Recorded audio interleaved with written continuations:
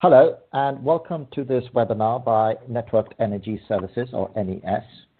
Today, we'll be covering the 7 building blocks of Polish smart grid and city development, in fact, in general, city development and how the smart grid connects to it. We will be looking at insight into smart grid and development, and we will discuss key considerations for utilities looking to add intelligence to their infrastructures and the cost benefits in doing so. The structure of today's webinar is very simple to our normal webinars. If you have any questions, please submit them in the bottom of your screen, and we'll go through as many as possible in the moderated Q&A. The agenda today, John Wells is the VP of Customer Solutions at NES, and he'll be kicking us off with the presentation and talking through these 7 building blocks that NES have uncovered in their work around smart cities and how the smart grid interacts to that. We will then be joined by Dariusz Kurowski, who is the VP of Professional Services at NES, and Larry Colton, Director of Global Business Development at NES. Both Dariusz and Larry will join us in the moderated Q&A, where we will go into the specifics of what is happening in the Polish market. As ever, John, welcome. Thank you for taking the time, and I'm going to hand over presenting duties to you. Thank you very much, Adam. And thanks to all the participants of this webinar for joining. What we'd like to spend time on today is I think, asking perhaps quite an innocent question. When people talk about smart grid for the smart city, what is actually meant by the word smart?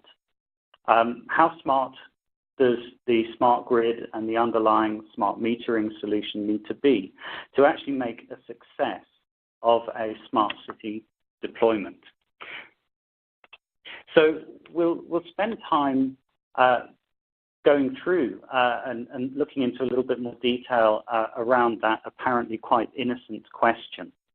And as we go through, we'll be drawing on references to projects that NES is proud to have been involved with. And in particular, we have Derek, who will be able to give us some insight specifically about our activities in Poland. So we'll start off with quite a quick overview of what does a smart city need. So this will focus on the energy perspective of a smart city. We'll then introduce what we call the 7 key enablers for a smart city, and this is the way that NES qualifies requirements for smart metering solutions with view to their application to a smart city. That'll actually be the majority of the presentation, but we'll then, in item 3, we'll then cycle back and just recap on 3 reference projects that we'll be discussing. So these are reference projects in France, in Poland, and in Scandinavia. And then we'll spend a little bit of time talking about the choice that's now available to the authorities as they design and specify the smart grid infrastructure to support their smart city. So we'll start with a couple of simple definitions. I don't think this will be a surprise to anyone, but let's start with a definition of the smart city. So it's a city that integrates information, communications, and systems to improve delivery and sustainability of services such as energy, transportation, and utilities. And it's obviously the energy aspect that we're most interested in today. So when we talk about smart energy, we're focusing on the generation, distribution, and consumption of energy within the smart city. But as we go a little bit further into this, we'll see that it isn't just energy in the sense of electrical energy. We also look at energy in terms of gas, and there's also an aspect of one of the projects which involves itself with utilities as well. So water consumption, so treating that as a valuable resource within a smart city as well. So let's talk a little bit about the social drivers for a smart city, because this gives us our foundation points for when we start looking at the functional requirements of a smart city and how that relates to energy. So focusing on energy, first of all, safe and reliable energy supply. So there's a technology aspect of this, which is around making sure that the service is available, it's of high quality, and that's handled through some of the monitoring capabilities that we'll be showing as we move deeper into this. But I think there's a very important aspect here, which is about security. It's the recognition that disruption to energy supply and distribution would be critical for a smart city, given that it's there to manage the sustainable generation and consumption of energy, and we need to consider the opportunity for cyber attack on that infrastructure. So when we talk about reliable energy, we're starting to think actually a lot more about security and denial of service attacks on smart cities. So let's also look at energy efficiency, and the smart city projects we've been involved with, specifically the ones in Poland, but the other ones as well in France and in Sweden. They all focus on the environment, protection of the environment, and the DSOs in question having and achieving strong credentials in terms of green energy. So that actually translates through to efficiency of distribution and reduction of transmission losses in the smart grid. So that's very much the DSO's perspective, but we also need to think about the opportunities that are exposed to the consumer in the smart city. So the consumers are now also given the option to generate and store their own energy. And rather than just doing this in isolation, one of the key drivers of the smart city is to be able to expose this extra source of energy into a wider strategy for meeting consumption. And the project that we'll be referencing in France actually focuses a lot on this particular objective. And then infrastructure optimization. So the idea being that you can reduce the amount of capital expenditure on infrastructure and also the amount of operational expenditure on keeping that infrastructure running. And that gives us the opportunity to pump additional revenue back into the smart city initiatives, which are really focused on sustainability and social projects. So those are what we see as being the main social drivers for a smart city. So we'll now move on and introduce the 7 key enablers for the smart city. And I'll just introduce them quickly here, and then in the next couple of slides we'll go into the detail of these and introduce specific proof points that relate back to projects that we've been involved with. So we have security, we have distributed intelligence, we have communications, monitoring and analytics, remote extensibility, distributed architecture, and openness.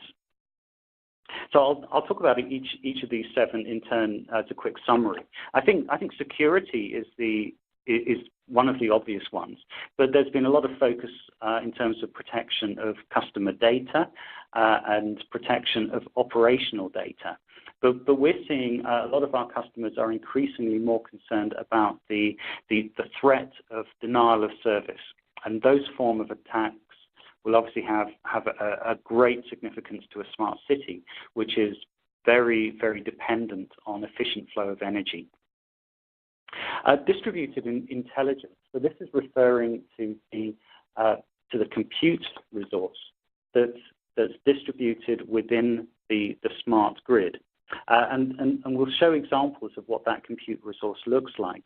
But this is the platform upon which it's possible to innovate and develop new applications, new capabilities, essentially turning the infrastructure, which you really want to just deploy once in its life cycle, but ensuring that you're able to keep reprogramming, refunctioning, changing what that infrastructure is doing by virtue of it being now deployed compute resource rather than being deployed physical infrastructure. Communications, I think, is pretty obvious. For the whole smart grid concept to work, communications is essential. But when we look at smart city, we'll be increasing the amount of monitoring and analytics and the amount of demand response and control that needs to run over that communications interface. So the focus on communications, the dependency on that communications resource will be that much higher. Monitoring and analytics. One of the key areas of change in the smart grid is actually the low voltage grids. This is where all of the local energy is generated. It's where the energy is stored increasingly now, and of course it's where that energy is consumed. And that change in balance between generation and consumption is now changing the role of the low voltage grid. So analytics and monitoring solutions need to be able to shine a spotlight on what is going on in that part of the network, which historically has been very hard to access information about. Remote extensibility. So this is the ability to continually upgrade the smart meter, the smart grid infrastructure that's been deployed. More so in the smart city, where there'll be a lot more change to support new innovation in terms of how energy is distributed, how it's consumed, and how the control of that consumption is actually managed. Distributed architecture. So we're starting to talk about, instead of a highly centralized flow of energy to a consumer, we're actually talking now about brokering between local producers, local storage, and local consumers.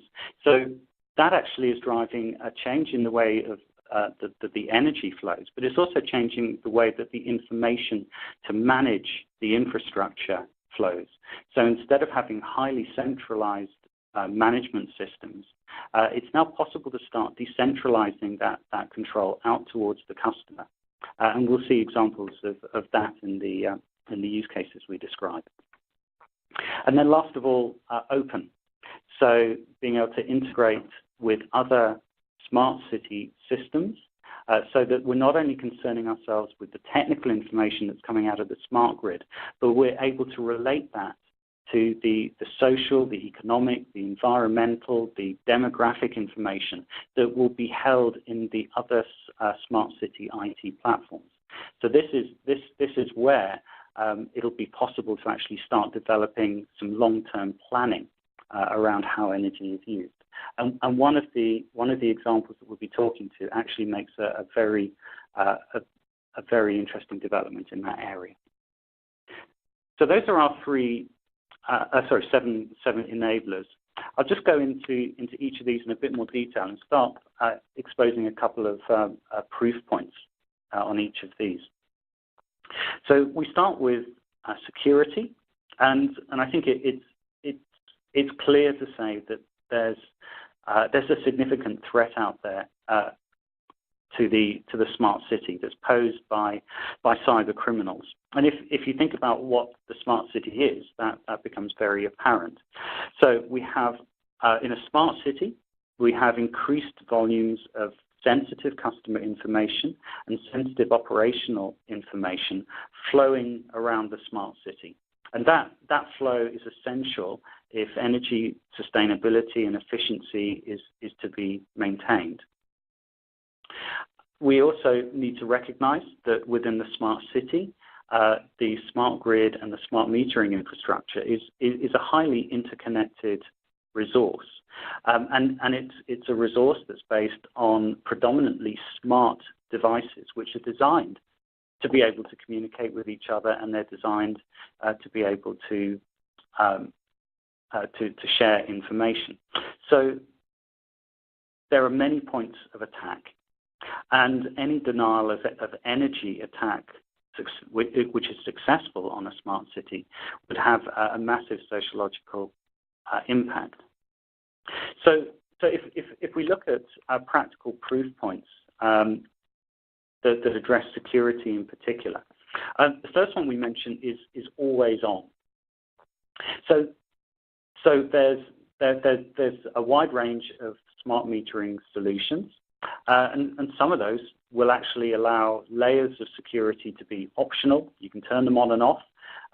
You can, if you want to compromise on security but focus on performance, so perhaps you want to achieve higher rates of information throughput, then you can change how you configure security.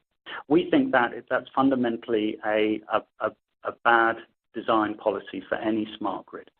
The security capabilities should be always fully enabled, and the performance of the smart grid and the smart meter infrastructure as advertised should be based on that security being fully enabled. Detection and response. So historically, there's been a lot of focus on protection, so stopping the cyber criminals actually getting in.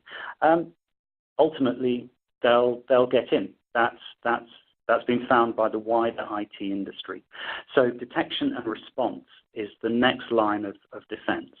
So any smart grid, smart meter infrastructure which is going to be deployed into the smart city should have a complementary detection and response capability which sits on top of the protection capability. Secure lifecycle. The infrastructure that's being deployed will be deployed for 10, 15, maybe 20 years. So it's critically important that it's possible to keep every part of that infrastructure up to date with the same build of security.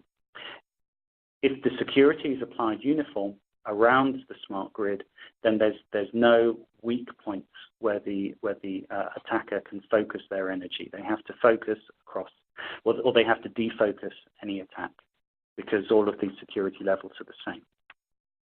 So that's the view of security, and we believe that any smart grid solution that aligns to these levels of security will align to the requirements of the smart grid.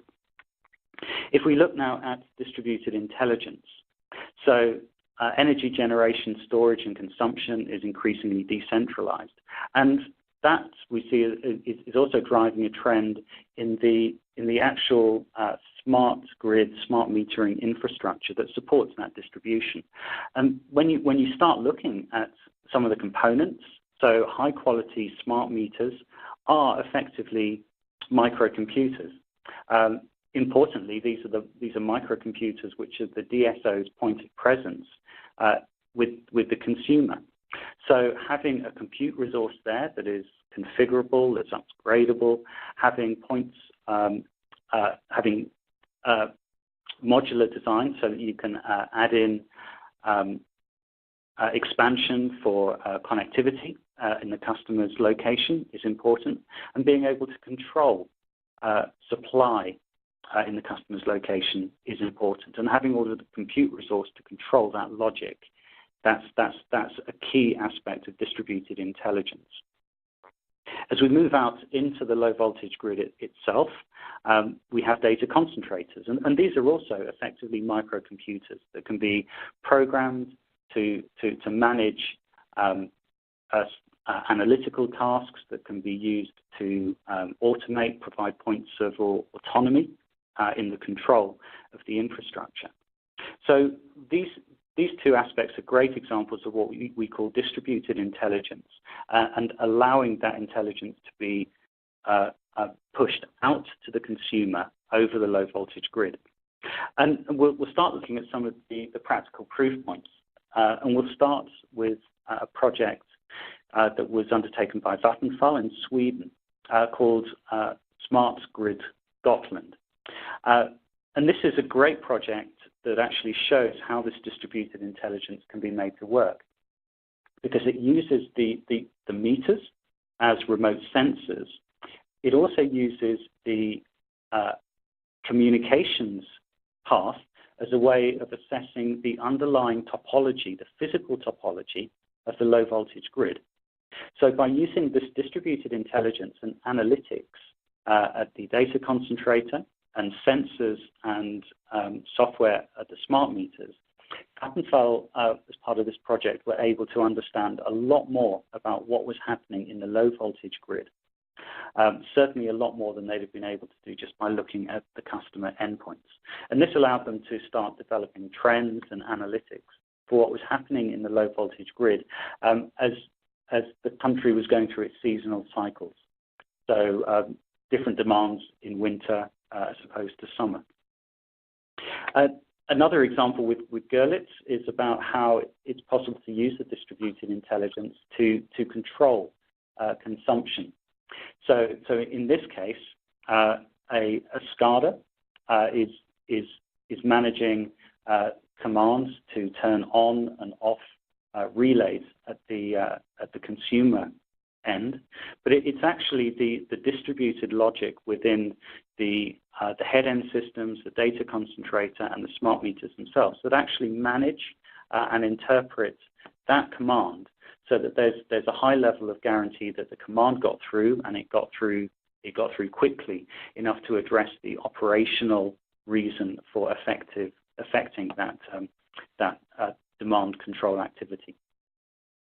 If we look at Karuna, this is a great example of autonomy through the distributed intelligence. So as part of a major migration to a back-end system that are related to the meter base of about 660,000 meters, the DCN was used to provide a temporary control for the smart meters, allowing the system migration to take place without actually affecting the underlying operation of the smart meters, without interrupting the gathering of billing information, and without interrupting the gathering of the other performance information that was handled by the smart meters. So those are great examples of how distributed intelligence can be used to achieve the end results that would be very relevant to a smart grid. Let's move on and look at monitoring and analytics. So historically, in the high and the medium voltage parts of the grid, there's been a wide range of SCADA, analytics, and business support tools. But that hasn't followed through into the low voltage grid, not because of technology, but because of the economics of trying to deploy sensors out into the low voltage grid. But of course, the smart meter can be used as a sensor. It provides visibility of energy flows, service degradations, and it can be used also to analyze the losses in the low voltage grid. Because in the example that I referenced earlier with Vattenfall, we're also able to model the topology through these kind of deployments. We're also able to look at the dynamic changes in terms of how consumption and generation place load on the network. So this is a great source of new information that can be made available to more standard analytics tools, so big data analytics tools. So in the case of Vattenfall, we've talked a bit about the technology. It's also really important to reference that the power and voltage analysis was performed in parallel with the regular meter-to-cache activities of the billing infrastructure. So we were able to not only provide this extra layer of sensing and topology derivation, but we were also able to do that without impacting the main cache generation aspects of the smart grid infrastructure. The next one is VertPom Energy Bank, and this is a really exciting project that's happening in France, and it's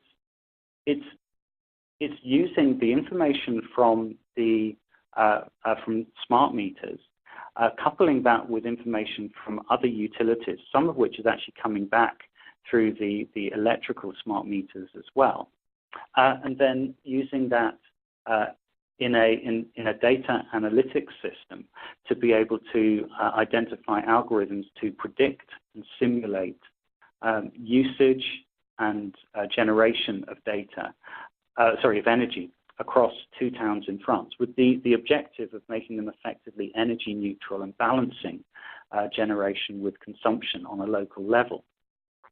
And this is also really exciting because that energy bank will also be used to hold social, environmental, economic information that relates to those 2 towns in France. So it means that it's not only a technical analysis, but it's actually an analysis of the social impacts as well, which makes it really suitable for a smart city.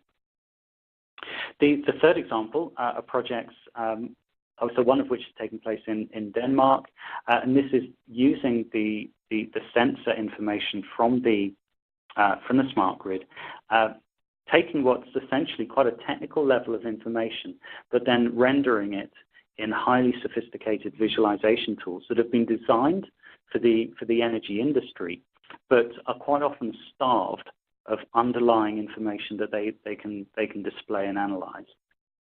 So the monitoring and analytics is another great tool set which can be used to improve the quality of business decision making at the level of the smart city by working in more social, environmental, and economic information into the decision making. If we look now at remote extensibility, so it's pretty clear that whatever is going to be deployed into the smart grid today will be there for 10 and 20 years. And a lot can happen in that time. It's clear that we can't predict what will happen, but we can certainly predict that we need to be able to update that infrastructure. We can't be restricted in terms of our ability to upgrade that infrastructure quickly, securely, conveniently, and automatically. And we need to be able to do that at scale. So we need to be able to upgrade deployments of hundreds of thousands of meters in a smart city in response to changes from regulation, changes to security requirements as the cyber criminals become more inventive, changes driven by market innovation, and changes to exploit new features which are available not only in the smart meter infrastructure that's deployed, but also in the surrounding smart grid that will want to start using those smart meter facilities as well. So in terms of practical proof points there, it's largely about how seamless it is to upgrade firmware, with focusing on things like introducing new features and new data monitoring. One of the things that we do is we provide meters with very sophisticated sensors, and this means that it's possible to actually record a lot of different parameters about the supply quality. So we're constantly extending the features of the meter in that respect.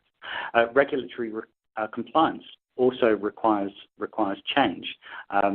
In Poland, sometimes a driver of changes is that the metrics that need to be recorded as part of the smart grid function will develop over time, and that requires changes to the meter. And we talk quite a lot about security. So a key point about remote extensibility is to be able to make all these changes, but to be able to make them at volume without disrupting the operation of the smart meters themselves. So there's many examples, and we'll start talking about the smart grid Wrocław project where this has been done. So let's move on onto openness. So every technology component in the smart city will need to interoperate at some level. That's part of the concept of the smart city, and that applies to smart grid, and it also applies to the smart metering infrastructure underneath that. So this means a number of different things at different levels in the architecture. For example, it's important to some customers that they have multi-vendor AMI solutions. And this isn't just saying solutions that are able to run in the same physical grid. It also refers to a consolidation of operational processes and systems that make it practical to manage a multi-vendor AMI environment. But then we look at how we expose that into the wider smart grid. So the AMI solution needs to be fundamentally open through appropriate levels of security, so that it's possible to interact with the infrastructure or use the infrastructure, for example, for things like monitoring and control. And the monitoring and control starts bringing in the smart home integration. So being able to control smart devices through potentially through the smart meter is one of the things that these practical proof points are starting to examine.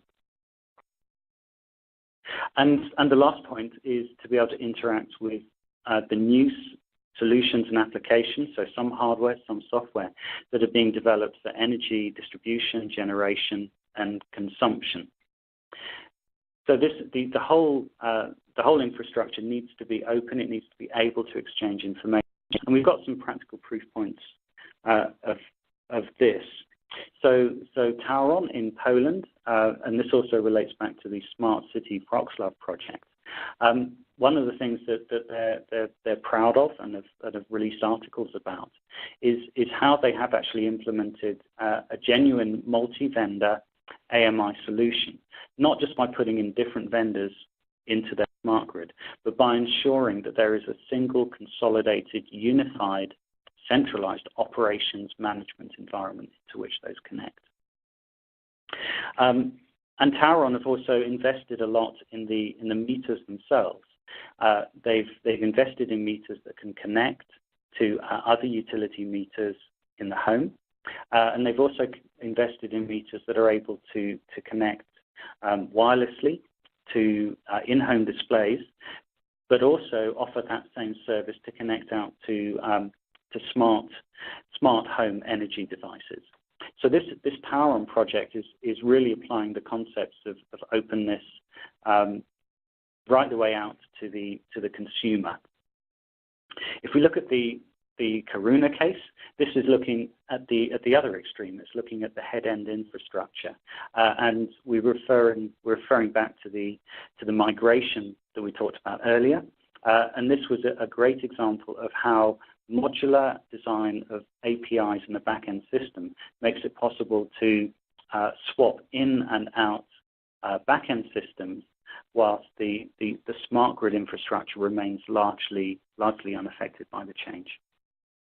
If we look at the Vertpom Energy Bank example again, so this is using the electrical meters to gather information about other utilities, including gas and water, exposing that information back to a centralized data analytics platform, but then also exposing into that analytics platform other information which is not about technology, it's not about energy distribution, it's about demographics, so that the conclusions that can be reached relate more to the social, economic, and environmental aspects of the two towns in France, rather than just the straight technology. So we can see that the openness and the ability to share information within a smart city, these kind of projects are taking place now. So onto communications. Quite obvious, really, that all of this capability relies on robust communications. But it's also the case that quite often it's actually not a technology challenge to achieve the high quality of communications that's required to make a smart grid play an active role in a smart city.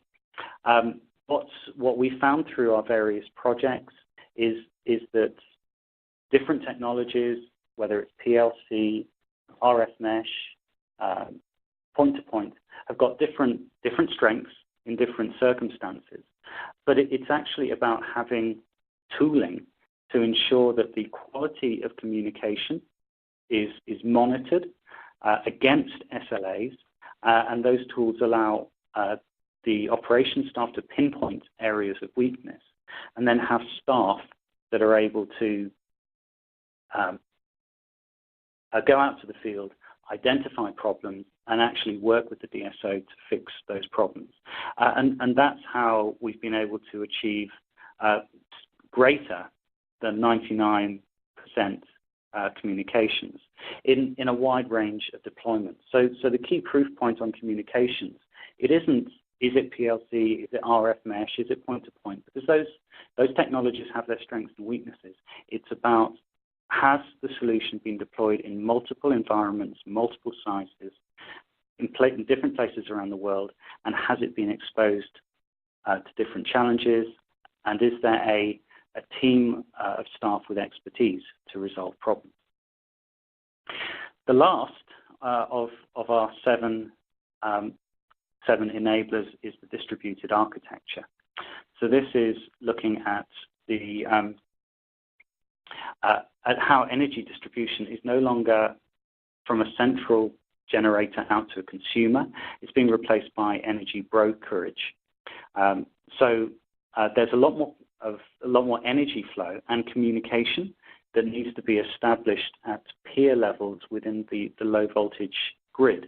And a lot of projects like the VertPom Energy Bank project are actually focusing on the ability of having as much energy neutrality as possible. So almost reducing the dependency on a centralized production of energy.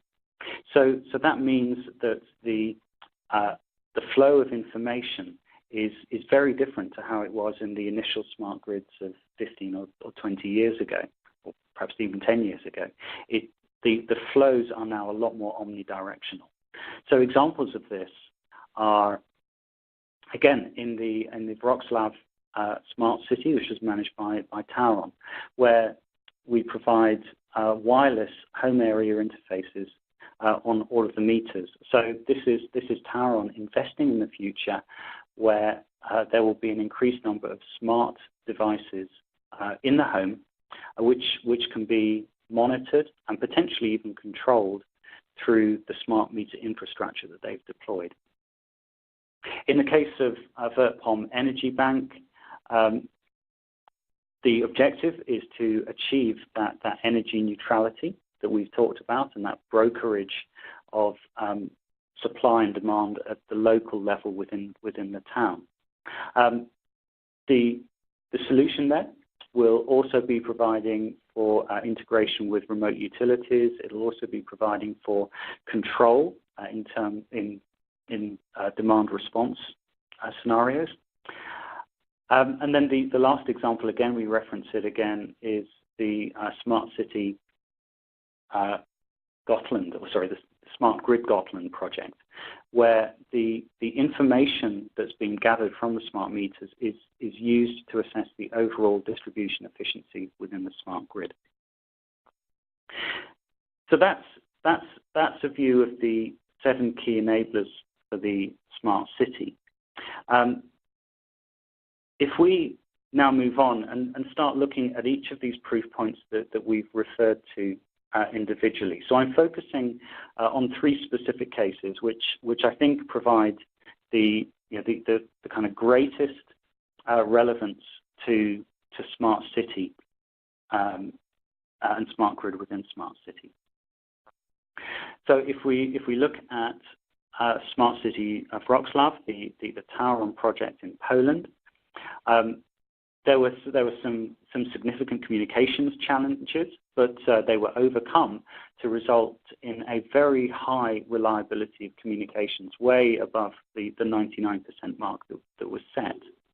The communications flow is designed such that it can be omnidirectional. The Taron has invested in smart meters, which include the ability to connect to other utility meters, include the ability to control, and also connect to other devices through the home area network. And the solution is open in the sense that it's a multi-vendor AMI deployment which has central operational control. So if we move on to VertPom Energy Bank, so this is an exciting project where the measurements from the smart meters, the sensory capabilities of the smart meters, has been used to bring energy back into a data analytics platform where it's combined with demographic, with trend, with social information in order to derive algorithms to predict and simulate energy consumption and energy supply at a local level. And that'll be a key input to then controlling the energy consumption through the features of the smart meter. And then we have the Smart Grid Gotland project, where we demonstrated that the communications can be used to carry a lot of additional information, which is really useful for analytics and monitoring, and in this case allowed Vattenfall to shine a spotlight on a part of the network, the low voltage grid, which historically has been very, very difficult to see. And then all of these projects have security at the top of the list. So security has been key for all of these projects as they prepare to become more a deployment of closely integrated IT systems that derive value from being able to communicate, but also recognize that there is an increased risk of cyber attack once these solutions become more sophisticated. All of these projects are actually publicly referenced. So I'd encourage you to go to the URLs and find out more about these projects. So starting to get towards a closure, let's first of all start talking about the solutions that drive these types of proof points. So NES is an example of a meter vendor that focuses on fully featured high functionality meters with a lot of compute resource on board, with operational software, analytics software supporting that, a strong focus on security, tried and tested robust communications, remote control, and standards compliance. But we also have associated with those solutions, we have a strong services capability, because that's a key step to actually bringing the technology components of this into operation. So the last piece, which is really our final summary, is to come back to that question: how smart is smart? And as we've gone through this, we've given examples of the types of sophistication which align to each of the 7 key enablers for a smart grid. So we've talked about security, and I think security is certainly the most obvious one. If you ask anyone whether they want an insecure or a secure environment, they'll always go for secure. But then it's important that security is not such that it can be turned on in order to improve performance. It's also important that security is able to provide not only protection, but intrusion detection and response as well. If we look at distributed intelligence, this is where we have the foundation for the innovation, which will allow applications and hardware solutions which are deployed to support sustainability, to support demand response features. All of that will be supported by the distributed intelligence. Communications. So we need reliable communications for this whole environment to work, and it's not just about the metering information. It's about the monitoring and analytics that we can achieve through using the meter as a sensor. It's about being able to control the consumption of energy at the meter, and it's also being able to effectively update those meters over the air. Monitoring and analytics. So this is where we have that spotlight onto the low voltage grid. This is where the change is going to be. This is where we'll have increased local generation of energy, local storage of energy. We'll have changes in how energy is consumed. So this is where the change is going to hit the smart grid, especially in a smart city. And having visibility of that low voltage grid is going to be critically important. Remote extensibility, so the ability to respond to change. It's not just about being able to update firmware and software, it's actually being able to update the functionality of the compute resource that's been deployed into the field, and being able to do that efficiently, securely, and automatically.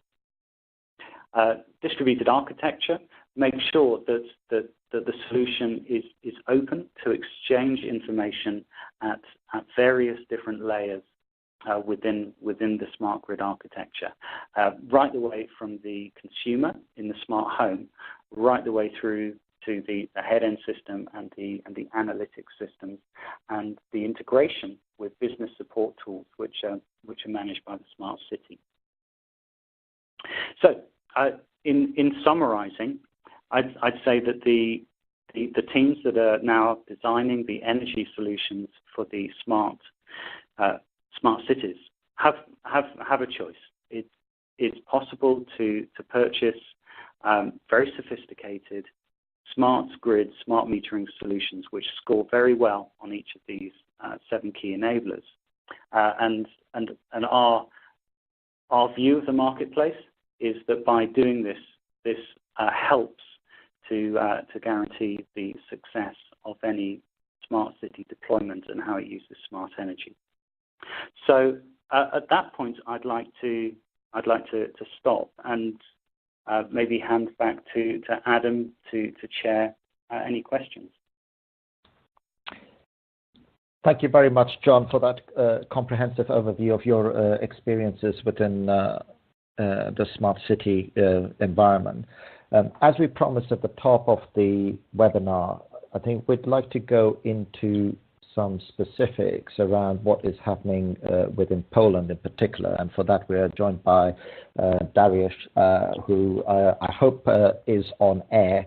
And Dariusz, I'm going to pass over a question to you, which is based on your experience in Poland. What are the sort of typical communications challenges that are being faced, and how they resolve to achieve this high level of SLA compliance and the sort of experience that's required?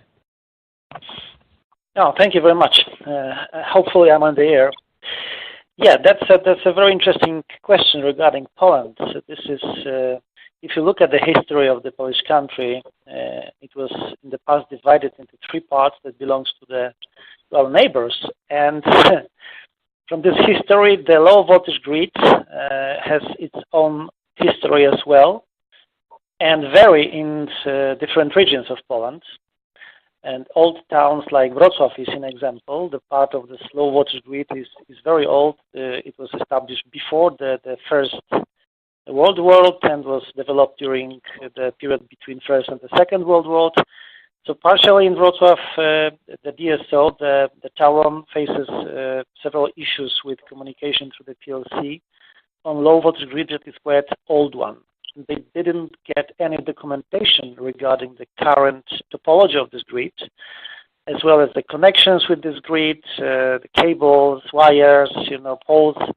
So it was like, uncovering the unknown history. So together with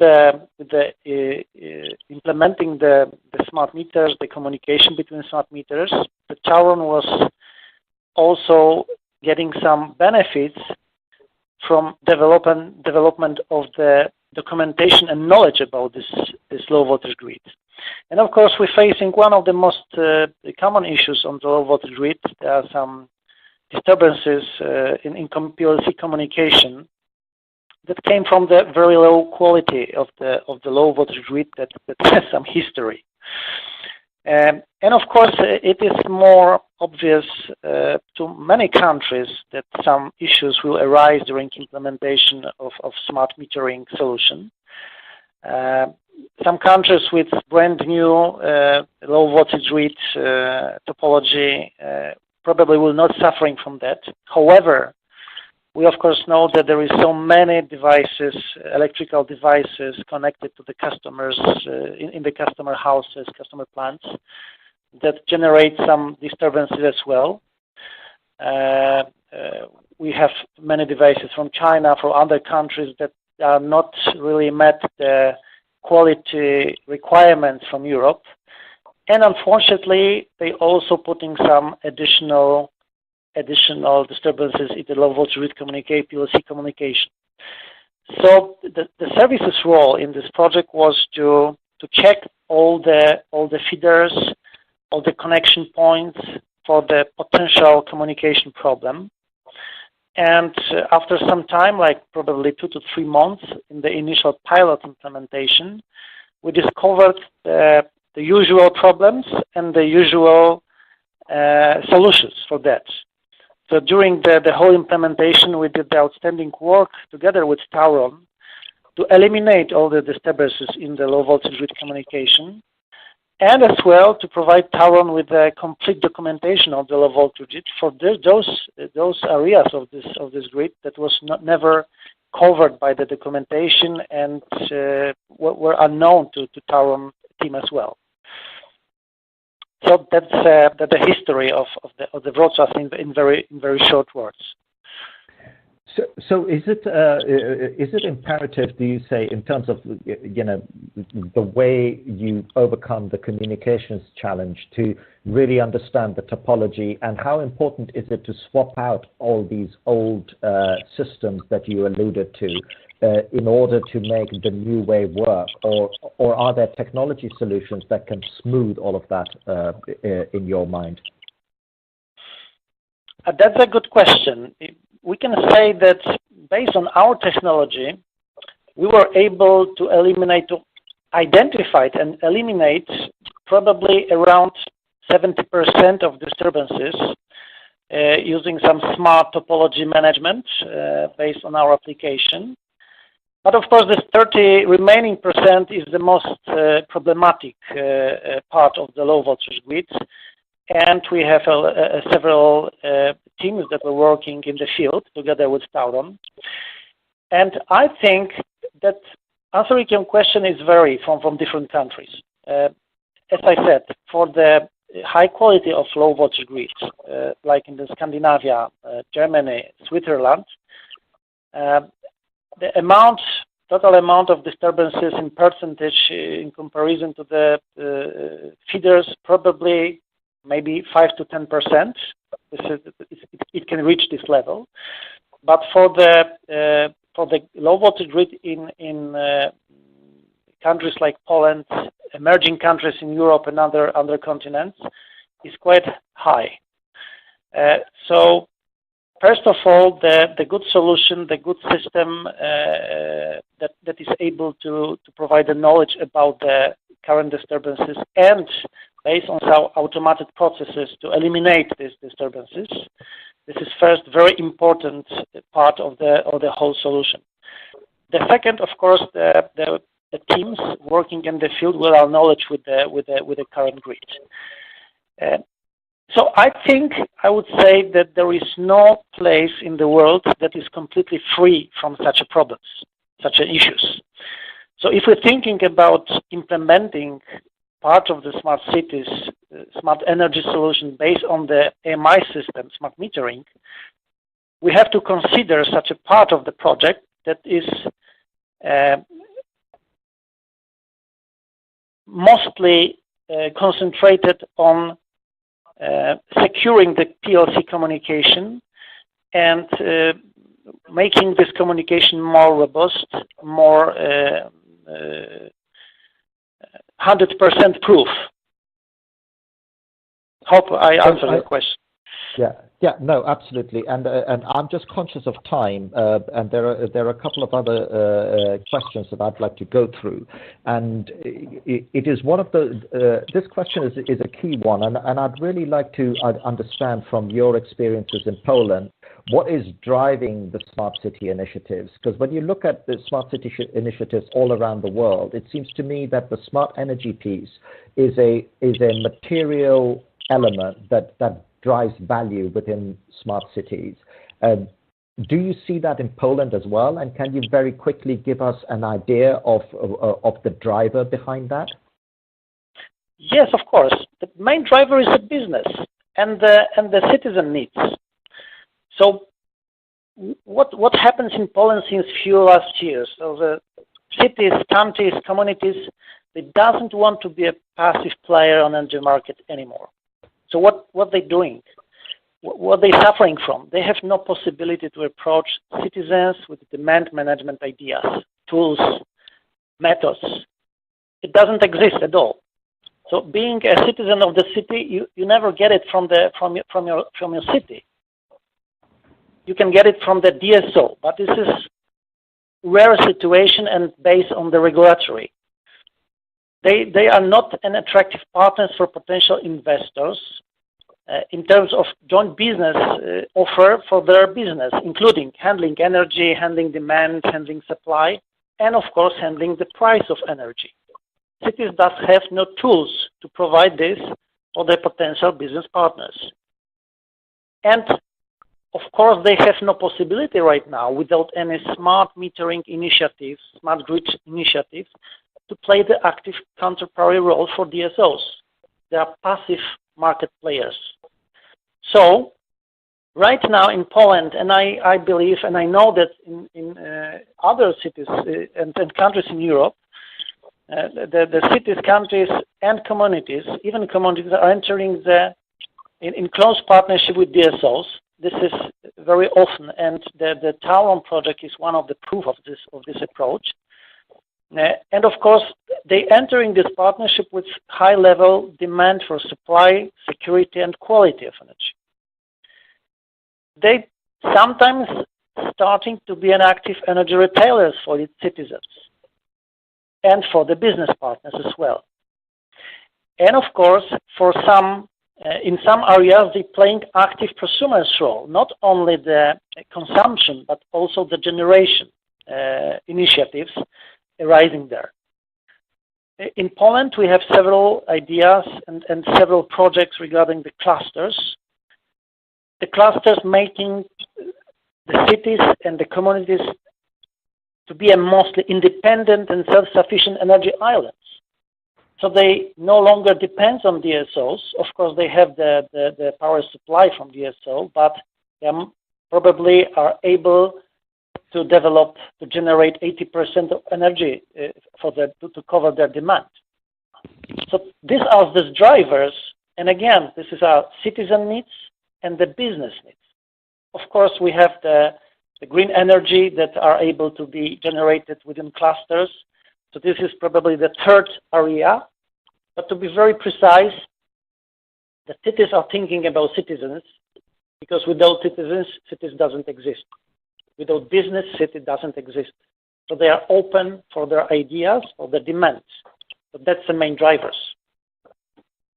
So what you're saying is it's very firmly based on the desire for energy independence and making the economics work, which is fascinating itself. I feel like I've got lots and lots of questions, but I want to go through a couple more just based on my experience as well. When you've gone through very clearly about the business cases and how they're being applied, the business driver behind it as well. But invariably, our audience rose back to technical challenges. And one of the technical challenges of distributed intelligence and having intelligence at the edge is to keep all of this updated. And, how are you guys overcoming the challenges of keeping not just firmware configuration updated, but the increasingly intelligent programs that you're pushing to the edge as well, because you can't do it the old-fashioned way anymore. I wonder if you could just quickly go through how you're tackling those. I think that John will be the best person to answer a question, because he's driving several programs within NES to develop and to deliver to our customers the brand new intelligent solution that based on our smart metering system. John, can you help me a bit? Can we bring you in? Yeah. So let me kick it off quickly and see whether Derek and Larry want to jump in. So it's really about so we provide operational tooling that helps automate and then monitor the process of introducing change into the smart grid. So think of it almost like a configuration management tool. So whenever there's a change to firmware that needs to be sent out over the air or over the wire, or a change of configuration that needs to be distributed out, there's tooling to ensure that that transaction is performed, to make sure that the meter has actually received the modification, and make sure that or to verify that meter is now running with the new configuration build. Of course, exception handling is always the tricky bit there, and given the size of some of these firmware updates and the realistic nature of smart grids, there's always the chance that configuration won't actually get through, at least not in its entirety. And then the tooling will identify those cases where the uploads failed, and then actually help the DSO to manage a residual manual activity to perform that upgrade. But one of the key points with the solution in Poland was that those upgrades out to multiple different vendors of meters was actually managed through the same operational platform. So this is it's about the tooling and how that interacts with the communications technology to get those downloads out into the field and manage the cases where it just hasn't worked, needs a manual activity. That segues me neatly into one more question to you, Darius, where we are, there's a lot of an element in John's conversation about openness, open standards, open platform. In your mind, with the work you're doing in Poland, how fundamental is it to have this open vision to the platform to make this fairly complex ecosystem that you're describing work in terms of peer-to-peer trading, energy balances? What's your view on that? From the Talon's perspective project, it's not only Talon, because we have a few projects in Poland regarding smart metering. The openness, interoperability was the very basic demand from our customers. And in the course of project, we are well acknowledged with their demand and with their needs, and we already well know why it was so basic, okay? From the services perspective, we're spending a lot of time with our customer, and every day we're hearing from them some new ideas, new demand for functionalities, new demand from system, questions, how to fulfill customer needs. And of course, even being so inventive as we are in NES, we are not able to deliver to the customer all the pieces that fulfill their needs. So we have to be open, otherwise some of the customers will change NES to other supplier, which is more open, more innovative. Fortunately, it doesn't happen so far. And this openness of our system is a key element of the future of the solution at our customers, because they are able to connect to our solution different pieces that belong to different suppliers, okay? While the basic technology is well known, the standards are well known, but we have absolutely no problem with that because we care of the base solution. Of course, we are very happy to add our own bricks to this, our own pieces to this picture, but we are open for our customers' needs and expectations, as well as we are open for different technologies from different vendors. We are happy to grow with them and deliver the full picture of the smart city and smart solution for the customers. So this is obvious to us. I think it's a part of our DNA. Thank you very much. And on that note, where I believe we are saying open wins, we will have to leave this webcast as we've come to the end of our time here. Thank you very much to all of you, Larry and Dariusz, for joining us and sharing your opinions on this topic. Thank you all for watching as well. And we hope to see you on another NES webcast soon. Thank you. Thank you very much. Thank you.